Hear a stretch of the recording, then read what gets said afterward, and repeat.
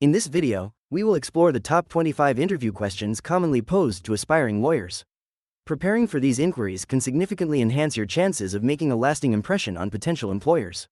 We will also provide thoughtful answers and strategies for responding effectively. With this guidance, you'll be well equipped to navigate the interview process and demonstrate your legal acumen and professionalism. 1. Why did you decide to pursue a career in law? Choosing a career in law stemmed from a deep-seated passion for justice and advocacy. The ability to effect change and stand up for those who cannot do so themselves resonated with me. I have always been intrigued by the complexities of legal systems and how they shape society. Additionally, engaging in debate and critical thinking during my academic years reinforced my desire to enter the legal field. I find satisfaction in problem solving and helping clients navigate their challenges, which further fuels my commitment to this profession. 2. What areas of law are you most passionate about and why? My passion lies primarily in intellectual property and environmental law. In intellectual property, I appreciate the balance between innovation and protection of creators' rights, facilitating advancements while ensuring fair use.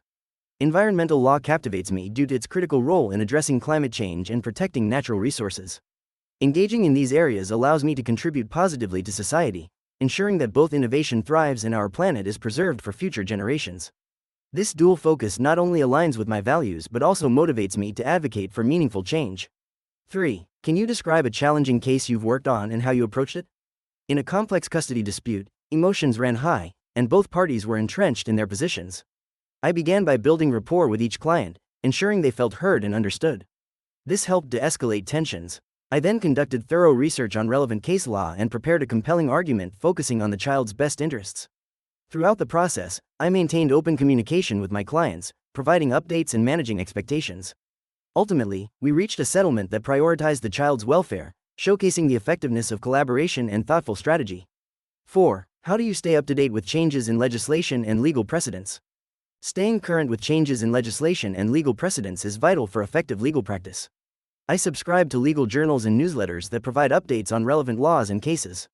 Attending workshops and seminars helps deepen my understanding of recent developments. I also participate in professional networks and online forums where legal professionals share insights and discuss emerging trends. Utilizing legal research databases ensures I have access to the latest case law, allowing me to provide informed advice to my clients. 5. What strategies do you use to manage your time and prioritize tasks effectively? Effective time management involves a combination of planning, prioritization, and discipline. I utilize a digital calendar to schedule my tasks, ensuring I allocate time blocks for high-priority projects while also leaving room for unexpected developments. I assess my workload weekly, categorizing tasks based on urgency and importance. Techniques such as the Eisenhower matrix help me focus on what requires immediate attention. Additionally, I set daily goals and regularly review my progress, adjusting my plans as necessary to stay on track and meet deadlines efficiently. 6. How do you handle difficult or incooperative clients? Dealing with difficult or incooperative clients requires patience and effective communication. I first strive to understand their concerns and frustrations, which helps build rapport. Listening actively allows me to identify the root of the problem. I maintain professionalism and stay calm, even when faced with hostility. Setting clear expectations about the legal process and potential outcomes is essential. I also ensure they feel heard by providing regular updates and being transparent about any challenges. Ultimately, the goal is to foster a collaborative relationship while guiding them through their legal matters. 7. Can you give an example of a time when you had to present a complex legal concept to a non-lawyer? Presenting complex legal concepts to non-lawyers can be challenging but rewarding. For instance, I had a case involving a complicated intellectual property issue. I organized a meeting with my client, who was unfamiliar with legal jargon, and used analogies related to their industry to explain the legal principles at play. I created visual aids, such as charts, to illustrate the concept clearly. This approach not only helped them understand the situation but also empowered them to make informed decisions regarding their case. Engaging with them in this way fostered trust and collaboration. 8. How do you approach legal research and writing? Legal research and writing are critical components of effective legal practice. I begin by identifying the specific legal issues involved in a case, which helps me focus my research efforts. I utilize various databases and resources, such as Westlaw and LexisNexis, to access the most relevant statutes, case law, and secondary sources. Once I gather the necessary information, I organize my findings into a clear and concise format, ensuring that my writing is accessible and persuasive. I also prioritize accuracy and clarity, as these are essential for effective communication with clients and courts. 9. What experience do you have with alternative dispute resolution methods? I have significant experience with alternative dispute resolution, ADR, methods, particularly mediation and arbitration. In my previous role, I facilitated mediation sessions where parties sought to resolve their disputes outside of court. This involved guiding clients through the negotiation process, helping them understand their options, and finding common ground. Additionally, I have participated in arbitration proceedings, representing clients in front of arbitrators. I appreciate ADR's efficiency and its focus on collaboration, which often leads to more satisfactory outcomes for all parties involved. 10. How do you ensure you're providing the best possible advice to clients? To provide the best advice, I prioritize understanding each client's unique situation and needs. I actively listen during consultations, asking clarifying questions to gather all necessary information. I conduct thorough research, utilizing reliable legal databases and resources to ensure my advice is based on current laws and precedents. Collaborating with colleagues can also provide diverse perspectives and insights. Regularly reviewing past cases and outcomes helps refine my approach, ensuring I remain effective in delivering tailored legal solutions. 11. Can you describe your approach to negotiating settlements? Negotiating settlements involves a strategic blend of preparation, communication, and empathy. I begin by thoroughly understanding my client's needs and the underlying interests of the opposing party. This helps me identify common ground and potential areas for compromise. During negotiations, I maintain a professional demeanor, actively listen, and remain open to alternative solutions. My goal is to create an atmosphere of collaboration, which often leads to mutually beneficial outcomes. I believe that successful negotiations hinge on building trust and maintaining a focus on long-term relationships while effectively advocating for my client's best interests. 12. How do you handle ethical dilemmas in your practice? Handling ethical dilemmas in my practice requires a careful and principled approach. First, I evaluate the situation by referring to the relevant professional guidelines and codes of conduct. Engaging in open discussions with colleagues can provide valuable insights and different perspectives. It's crucial to prioritize transparency with clients, ensuring they understand any potential conflicts. When necessary, I seek guidance from mentors or ethics boards, as consulting external sources can help navigate complex issues effectively. Ultimately, I aim to uphold integrity and prioritize justice in every decision. 13. What's your experience with courtroom litigation? My experience with courtroom litigation has been extensive and diverse. I have represented clients in various cases, ranging from civil disputes to criminal trials. Each case presented unique challenges, requiring thorough preparation and strategic thinking. I became adept at crafting compelling arguments, examining witnesses, and responding to opposing counsel's tactics. My focus has always been on achieving the best outcomes for my clients while upholding the integrity of the legal process. Engaging with judges and juries has sharpened my advocacy skills, allowing me to effectively communicate complex legal issues in a relatable manner. 14. How do you prepare for a trial or important hearing? Preparing for a trial or important hearing involves a multifaceted approach. First, thorough case analysis is essential, identifying key issues, evidence, and potential arguments. I create a comprehensive outline of the case and develop a clear strategy for presenting arguments. Mock trials or practice sessions help refine delivery and anticipate opposing counsel's arguments. Additionally, I meticulously review all relevant documents, ensuring my understanding of each piece of evidence. Engaging with witnesses beforehand is crucial, as is coordinating with co-counsel, ensuring everyone is aligned on strategy and expectations.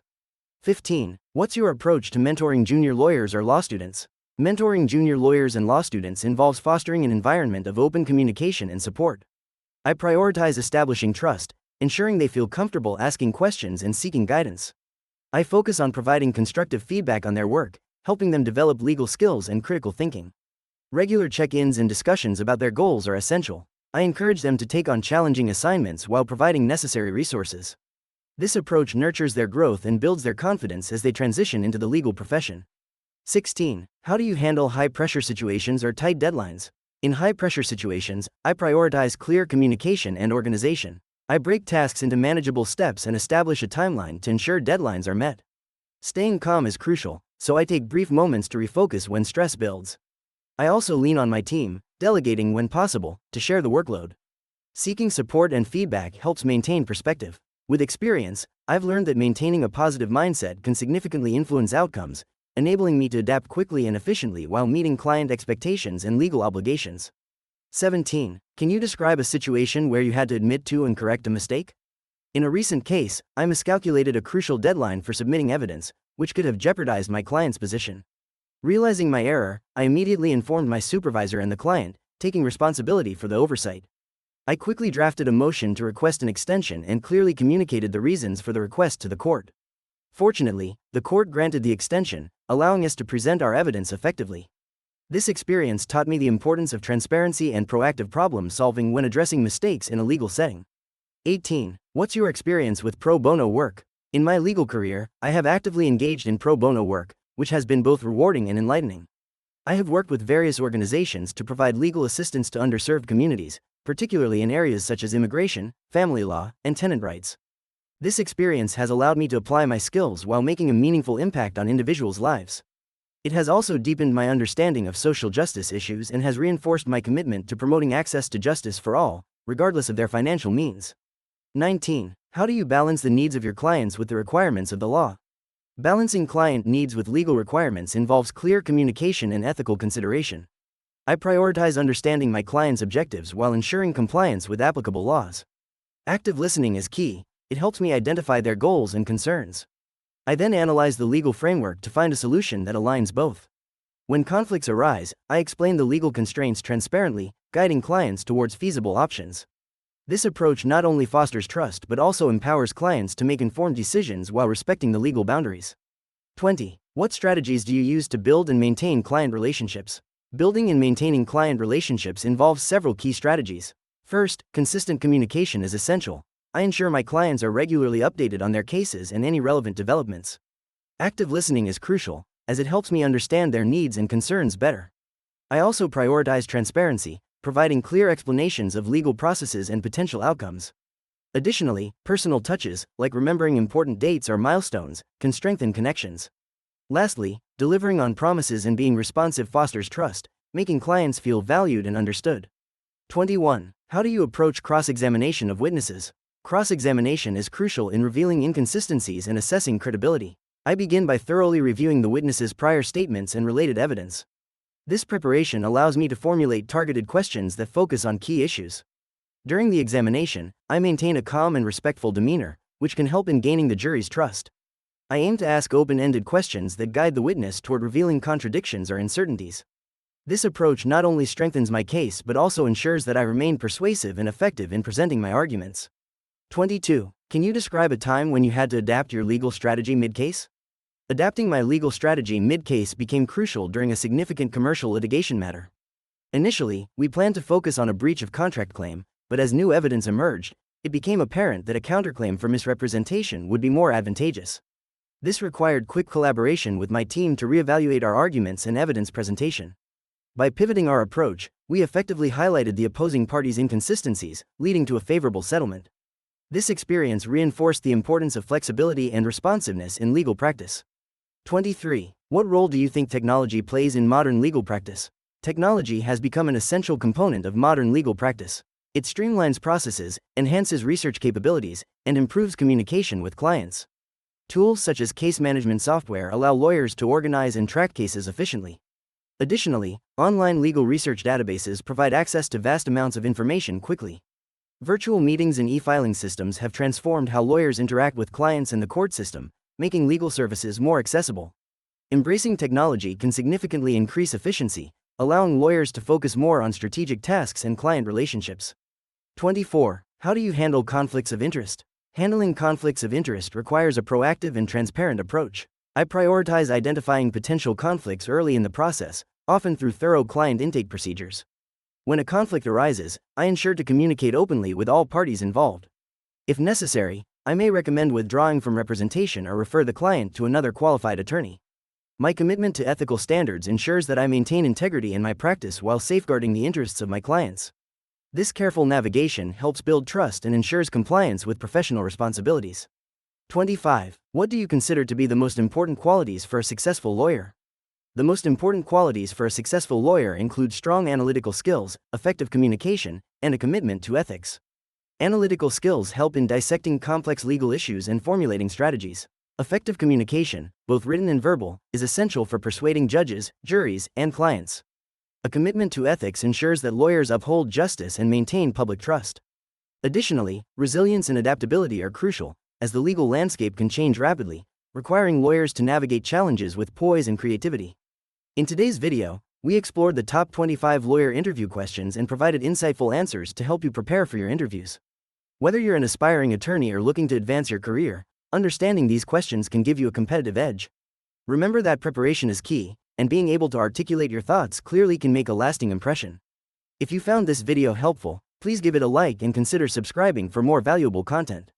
Your support helps us create more resources to assist you in your legal career journey. Thank you for watching.